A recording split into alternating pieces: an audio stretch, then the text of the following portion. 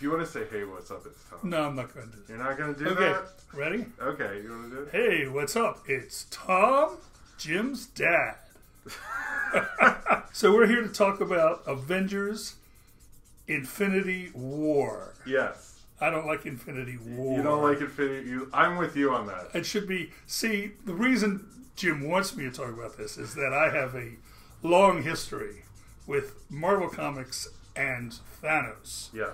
Who was always one of my favorite villains. His first appearance was in an Iron Man comic in 1973. And for those folks out there, this Infinity Gauntlet t-shirt was a gift from Jim. Just so you know. Yeah, okay. Just so you know. I'm going to talk first about my background. Okay. Before we get into the movie. All right, that's fine. So, first of all, you got to realize that Thanos is an invention of Jim Starlin. And Jim Starlin has a long history in the, let's say, the cosmic portion of the Marvel Universe. He was writing Iron Man when Thanos makes his first appearance, but he's better known in this era is he wrote Captain Marvel and he wrote Adam Warlock. And Adam Warlock has always been one of my favorite characters, still is. Thanos basically, before the Infinity Gauntlet series, Thanos basically had two major series. First with Captain Marvel, where Thanos got the Cosmic Cube and was his first brush with, shall we say, omnipotence. And Captain Marvel figured it out and broke and hit the Comic Cube. It's a famous image where Captain Marvel is aging. He looks like a really, really old man when he hits the Comic Cube. But anyway, so then he died, and then he came back. Thanos' great love interest throughout all this is death, the personification of death. It was sort of a skull-faced character in a robe that's sort of like a monk's robe. Thanos always wants to please Mistress Death. He dies and he gets brought back, and then he has an encounter with Adam Warlock and the Avengers, and he dies again. So then what becomes the Infinity Gauntlet in the comics starts when Madam Death brings back Thanos, brings him back to life, in Silver Surfer 34. A lot of the preliminaries before Infinity Gauntlet in the comics was in Silver Surfer comics, which was being written by Starlin at the time. Yeah. And was being illustrated by Ron Lim. Which are both the people who did Infinity Gauntlet. Yes. Mistress Death brings him back because there's a great imbalance from her perspective and the cosmos, because there are more people alive than had ever died. Yeah. Okay, and so she wants Thanos to bring balance to the universe by killing half of all people alive. That's what she brings him back to do. And the assumption is it's going to take him centuries going, planet by planet. And Mistress Death tells Thanos that the big threat to him completing this task is Silver Surfer. Silver Surfer and Adam Warlock are not in the movie at all, but they're really key to the Infinity Gauntlet in the comics. So Thanos has a confrontation with Silver Surfer, and they have a battle. And Thanos, in order to be able to go out and do what he wants to do without Silver Surfer chasing him around, makes it look like he has one of his minions surgically altered, has this big explosion. After the explosion, they find what appears to be the skeleton of Thanos. Yeah. So Silver Surfer thinks Thanos is dead, and he boxes it up, and he sends it back to Titan, where Thanos' father, mentor, and brother Eros are. And so then there's like sort of a, Silver Surfer goes and does other things, and then they sort of figure out Drax, who he was dead too, but he gets resurrected by Mentor when they first hear that Thanos is back alive, and Drax is telling them Thanos is still alive. Okay? And they say, no. So they examine the skeleton, and sure enough, it's not Thanos. Yeah. Meanwhile, Thanos makes good use of the time when Silver Surfer thinks he's dead. And goes off on the Thanos quest. Now, a lot of the movie is really, I wouldn't say it's taken from, it's really analogous to the Thanos quest in the comics, where Thanos goes out and acquires the 6 gems. Yeah. That's what the movie's primarily about, is acquiring the 6 gems. The big difference is, number one, the people with the gems in the comic universe were the elders. In-betweener, gardener, champion, collector, people like that. And he's going around, and the thing with Adam Warlock in all his adventures had the gem in his forehead. It was the soul gem. And he was kept being horrified because he'd be in these battles, and the soul gem would suck up his opponent's soul, which was interesting. That was my first exposure to that sort of concept, but having now read more extensively, that concept is derivative of Elric of Melniboné, written by Michael Moorcock, who had the magic sword. Oh, yes. Okay? And he would fight, and which you were also a fan of. Well, later. I read. Okay. I read the. So Starlin was influenced by Moorcock. Obviously. Okay. Obviously. All right. Okay, cool. So that's cool. Okay, I didn't so then he gets the gems, and then he goes back and confronts Silver Surfer. This is the first Silver Surfer confrontation with Thanos after he has the Infinity Gauntlet.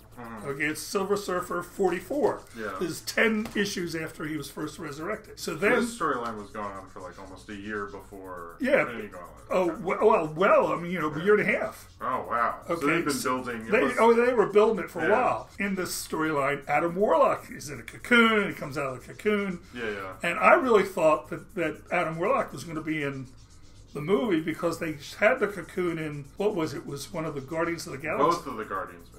Okay, they had... The cocoon was a sort of an Easter egg in Guardians 1 in the collector's stuff. But then it was more pronounced and more showcased in one of the many end credit sequences in Volume 2. Right. Guardians of the Galaxy. Right. So that led me to anticipate that Adam Warlock was going to show up. Maybe he will, because I think Adam Warlock's one of my favorite characters. Yeah. Well, you have a top 3.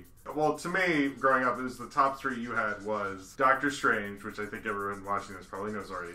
Silver Surfer, Adam Warlock are kind of your holy trinity. Okay, so now, I actually first started reading Marvel Comics in the summer of 1971. Yeah. It's the summer after I graduated from high school. And one of my friends had an incredible collection. I mean, he had like the entire runs of stuff. Now, mind you, in 71, the entire run was 7 years. Yeah. Or 6 years. I mean, isn't this crazy? But I mean, he would literally, he had like a green trash bag, and he'd say, "Here's Fantastic Four." With no bags and boards? No. Not in 1971? No bags and boards. So in that period, I read, the entire run of Fantastic Four, Hulk, Spider-Man, Doctor Strange was really cool. Yeah. So, and my favorites, even back then, was Doctor Strange, Silver Surfer. I remember reading Fantastic Four and being blown away by the coming of Galactus. Oh, that's 48, 49, 50. Yeah. Okay, so they were incredible. I go into college and I continue to follow comics. Adam Warlock sort of shows up. I really get into Adam Warlock, and I always liked the cosmic Marvel probably the best. Yeah. Also, what I was reading a lot of back then, and I read the first one, was Conan the Barbarian, that was very, very prominent in that era, was winning a lot of comic awards. Yeah. Okay. No, that was Marvel's big book. Right? Barry Windsor Smith and all that. So anyway, that through law school, I'm sort of reading comics, and then I'm graduating law school, I'm going to go and practice law, and I think, okay, I'm a big boy now. I gave my comic collection to the son of a girl I was dating. Woman I was dating. Who I'll always be jealous of. Okay. So we got my comic. I think I got more comics than him, so it's worked out. Okay. And he was 8 at the time, as I recall. But anyway, so then I get married. Yeah. I have a son. Yeah. His name is Jim. Yeah. Okay. He's all right. Yeah, he's okay. So Jim starts to get interested in comics. Yeah. Okay. He liked Spider-Man back then. So, in fact, I think you picked up one or two at Jeffy's. Well, I picked up one from I think it wasn't the Royal Farms or the Highs or whatever that place was. That one, I picked up one there, and then I was like rereading it constantly, and then you were like, "We'll go to Jeffy's." So, I think we were down the Inner Harbor probably for the something aquarium, else, and then we went to Jeffy's. But what I'm leading up to is you wanted to go to a comic book store, and get a comic. Yeah. And I said, okay, so I take it into the comic. And what do I see in the comic book store but Infinity Gauntlet 3? Okay? Yeah. And what did you say my big 3 were? Adam Warlock, Front center. Silver Surfer. Right there. Well, that's actually, right there. And Doctor Strange. Right there. So we walked into, you say what comic store it was? It was Alternate Worlds, back when it was in this like a house in which has now been torn down. 2 locations ago. Two locations ago. They're still around. Before the Cranbrook Road store, and then and which was before where they are now, out on York Road out in Cockeysville. Which I've never been to. The latest one I haven't been to. So Jim, you were responsible for me reacquiring my comic book addiction, that's where it was. Which now you're much deeper in. Oh yeah. Now I have thousands of books. But anyway, you know what?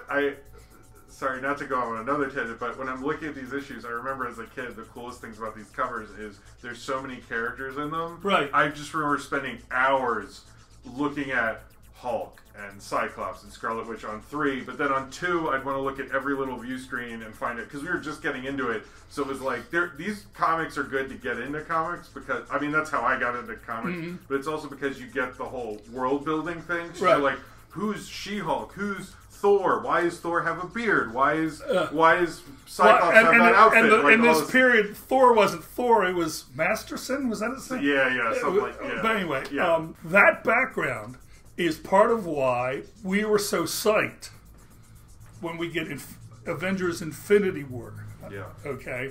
So that's the background that made us really psyched. So last night, we went and saw the movie at the big IMAX in New York City. Yeah, Lincoln Square. Square. Laser projection IMAX 3D even.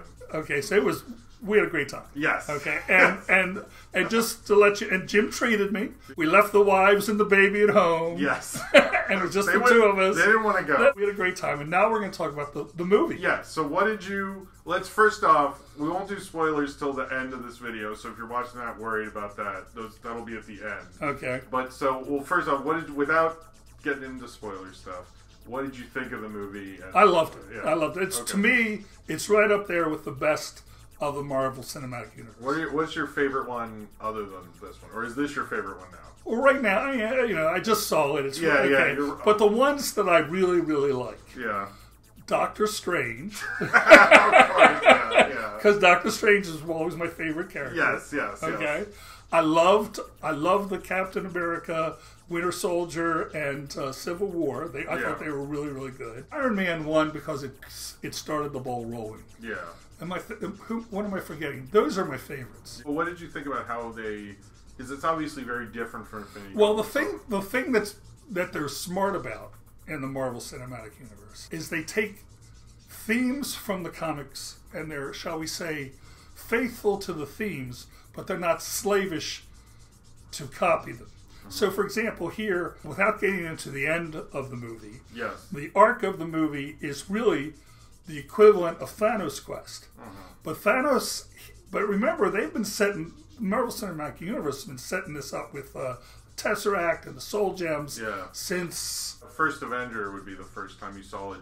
What would eventually become what we understand was an Infinity Stone. And then in Avengers 1... And then Avengers 1 at the end you learn about Thanos. Okay, and of course in Doctor Strange you learn that that's a Infinity Stone. Yeah. So they've been building this up. Now, if they did the comic thing where he goes around and gets the stones from various elders of the universe, it wouldn't mean anything. No. I mean, Collector's appeared, although he's very different in the cinematic universe than he is in the comics. Yeah. He's more of a comic relief character in the cinematic universe. Very over the top. And he's more serious in the comic universe. So that's a smart decision to have it, and then and has an interact with all the heroes that they've been building up all this time. Mm-hmm. Okay, in the comics, there's sort of a gem-like thing in Vision's forehand, but it is not an Infinity Gem. Yeah, no, they changed that, I think, to simplify it. Right, so that's smart. And so I love the movie. I love the way it was all set up. I like the way they went from, would someone say, the 30 heroes or something like that? And they all get their time, and they all get their beats. And the humor, like when Bruce says, now there's an Ant-Man and a Spider-Man? Yes. I mean, the humor as usual in the cinema, it was really well. I really liked it. Yeah. So at this point, we probably should give a spoiler warning. Spoiler alert. Okay, now we're going to talk about what actually happened in the movies. Yeah. And if you haven't seen the movie, go see it before you watch the rest of this so we don't spoil it. There we go. But one of the things that was taken almost directly from the comics, although it was changed because Silver Surfer's not in it. Yes. Adam Warlock's not in it, and they're really key. They're the focal point of the Infinity Gauntlet, him and Doctor Strange. In the comics, Silver Surfer learns that Thanos has the Infinity Gauntlet and knows that everybody's really screwed, and races to Earth to warn Doctor Strange, and crashes through the window of the Sanctum Sanctorum. Yeah. But in the movie, it's Hulk who crashes through the glass to warn Doctor Strange. So that to me that was fun. I like that. Yeah. The thing that I think is really good about the and I'm now big spoiler warning now. Yes. Remember that in the comics, Mr. Death wants Thanos to kill half of the universe. In the movie, Thanos, that's Thanos' own idea. He hasn't been told this by Mr. Death. Yeah. He wants to bring balance to the universe by killing half people. It's almost like overpopulation. In its own odd way, it's altruistic because he says once you reduce the population, everybody will have, won't have hunger, you won't have war, people will be happy because there's not as many people crowding you. Yeah. Okay. And the best Marvel villains have an element of nobility to them. Doctor Doom, Magneto, okay. Even Killmonger. Killmonger, although Killmonger... Killmonger in the movies and Killmonger in the comics, very different. Much better in the movies. So Thanos has this nobility. He's really motivated by what he believes is the good of the universe. And the movie ends by killing half the universe. Yeah. Okay, snap the fingers, which is a direct reference to Infinity Gauntlet. Yeah. Okay. And half the universe is gone. In the Infinity Gauntlet, it's called the Great Disappearance. Yeah. People, you can do it in the movies where they all become, what do you want to call granulated? And they said ash, but they kind of just like disappear. Well, they didn't just disappear; they sort of broke down. Yeah, broke down. Yeah. Okay, in the comic, they just disappeared. Yeah.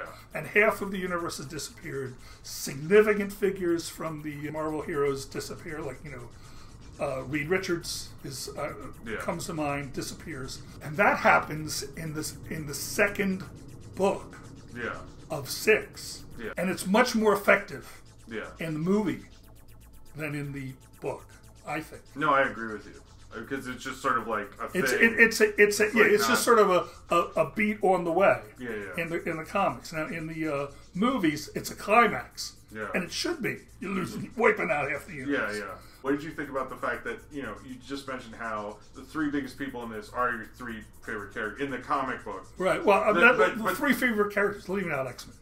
Yes, leave it. I shouldn't rank them that way, but that's just your big ones, I guess. But the Doctor Strange is just gone now. That's because he's not going to be involved, and he was in all the 6 issues. Oh yeah, big time. Yeah. In the comic, after the disappearance, there's 4 more issues. Yeah. Okay, so what's happening? Well, a lot of it is trying to marshal the Marvel heroes to try to go after Thanos, and one of the big themes is the guys who are trying to put it together. The main guy who's trying to put it together is Adam Warlock. Yeah, and the heroes are sort of like, why should we follow him? At one point in the past, he had worked with Thanos, so why should we trust him? And Silver Surfer and Doctor Strange kept saying we should trust him. We should go, and that's one of the things that keeps building.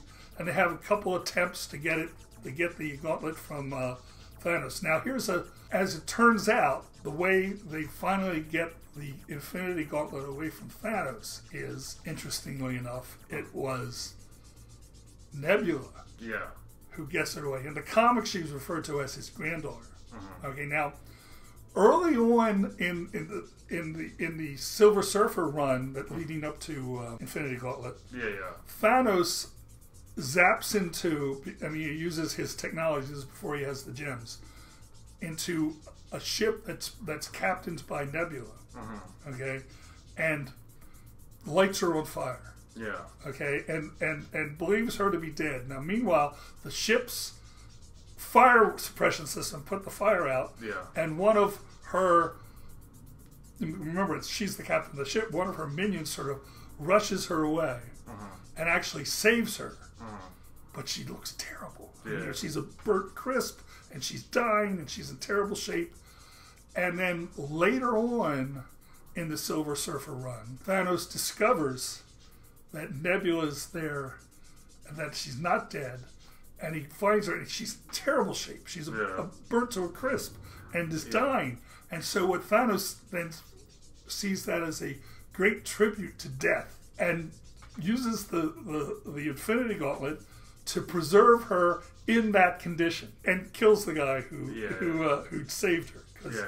Okay, so I mean, she looks terrible. Yeah. There's several attempts to get him. You know, the one I really remember is everyone attacks Thanos, and Adam Warlock attacks Thanos, and the idea is to send him up and distract him, and then Silver Surfer will come in as fast as he can, and grab the gauntlet and fly away. That was the plan.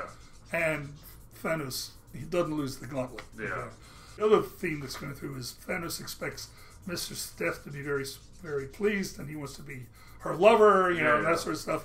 And Death is not pleased. She doesn't want someone who is her superior. Okay, and she's not happy. Okay, and Thanos says, "Well, how can she not love me?" You know, that sort of stuff. And so he's hanging out with Mephisto. So he thinks, okay, I'm essentially God now. And he says, I don't need this body. I will just become this godlike spiritual entity. But all his power, remember, is based on this gauntlet that's on the hand of his body. And so Nebula wanders over and just takes the gauntlet out, puts it on, restores herself, and all of a sudden now she's in control for an issue. But while she's trying to adjust to all this power, Adam Warlock takes it away. Okay, and then after the gauntlet's over, there's a storyline of what happens. The cosmic entities that be, like Eternity and the Living Tribunal and Order and Chaos, don't think anybody should have all the stones. And at one point, right after it, like, there's this confrontation between Doctor Strange and Warlock, and you and I were talking about it last night. And Doctor Strange says, "Hey, it's not cool," you know. It's not cool to have all infinity. So he convinces Adam Warlock to break up the stones, and they form what's called the Infinity Watch. There's a team that was led by Warlock, and each member had one stone. And, I don't know, Drax, Pip, Gamora, Pip, and there's one stone as the Infinity Watch comic series goes on. That's a mystery person. As it turns out, after a year, Thanos still has a stone. So Warlock still depends on Thanos to protect one of them. Which is interesting. Okay, so anyway, so everyone's all upset that in the cinematic universe they've killed off all these major characters. Okay, well, guess what, guys? They're coming back. Okay? In the Infinity Gauntlet, all these major characters are killed. And then when Adam Warlock gets the gauntlet, he zaps them all back. Okay, that's where we're headed back. But you and I were talking about, I said, I think they revealed in the movie I mean, not all of it, but where we go from here. Okay, now remember, before he loses the Time Stone, Doctor Strange contemplates, plays out what, 16 million or 14 million 600 different scenarios. And they say, how many did we prevail? And he said, 1. Okay. Well, because this conversation started because I said, what did you think about what Doctor Strange did in the movie? In terms of giving the stone... Giving the Time Stone, to Thanos. And I said, it's part of the one chance. Remember when he did it and he saved... First of all, he saved Iron Man, traded the stone for a promise that he wouldn't kill Iron Man. Okay.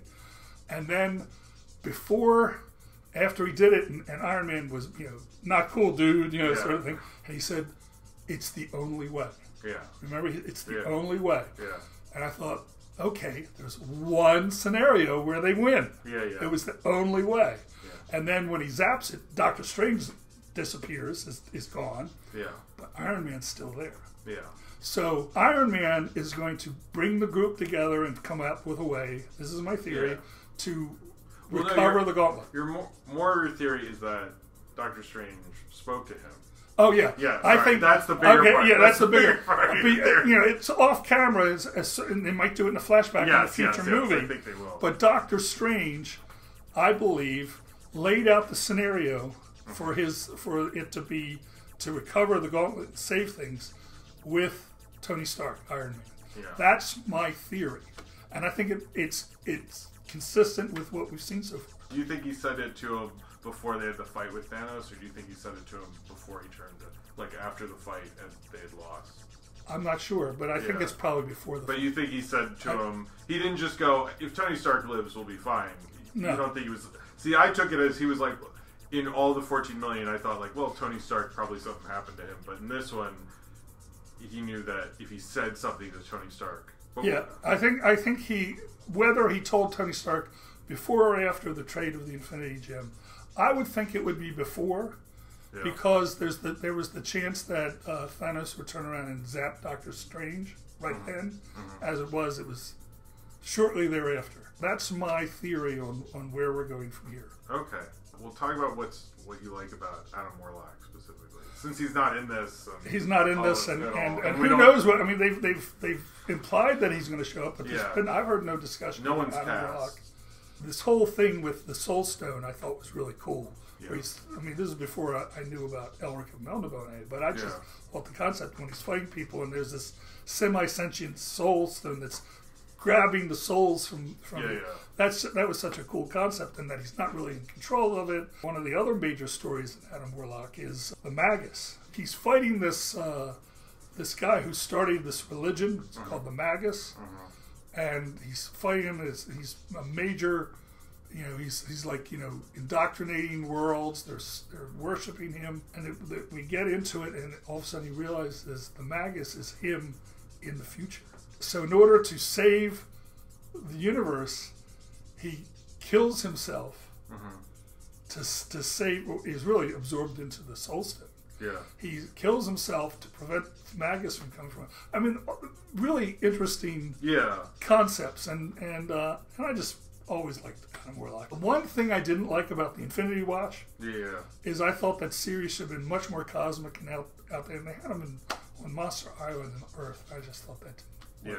Yeah, no, it didn't last that long, that comic. Now, the other thing I should say about Starlin, what he was famous for, is for killing his characters. Yeah. Okay, remember he killed.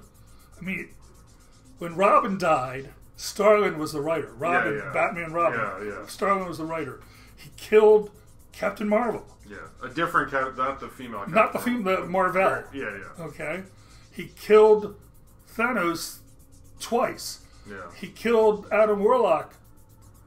Yeah. Okay, so he was famous for killing his characters. Yeah. Okay, was there anything else you wanted to... I can't think of anything right now. In 10 minutes I'll probably think, we should have said... Was there anything... Well, was there anything you... I guess you're fine with the adaptation. I'm very happy with the adaptation. Yeah. Well, it's interesting. We've heard there's going to be a Black Panther sequel, but no date's been a thing. Yeah. Which is further indication that we've heard there's going to be another Guardians of the Galaxy, but no dates. And same with Spider-Man.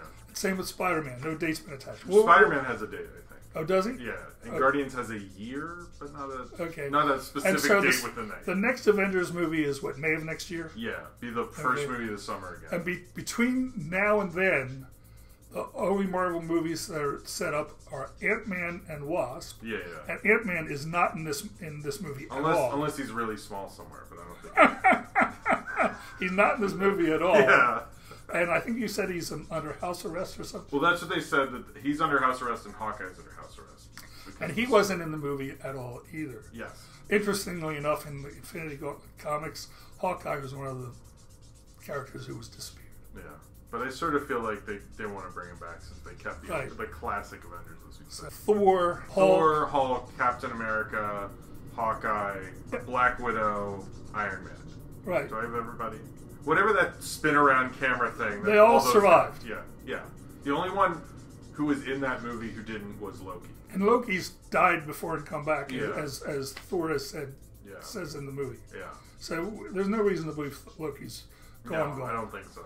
Okay. Did you want to say comment below or subscribe or anything? I hope you enjoyed the video. Make your comments below and subscribe if you want to. Thanks, Dad.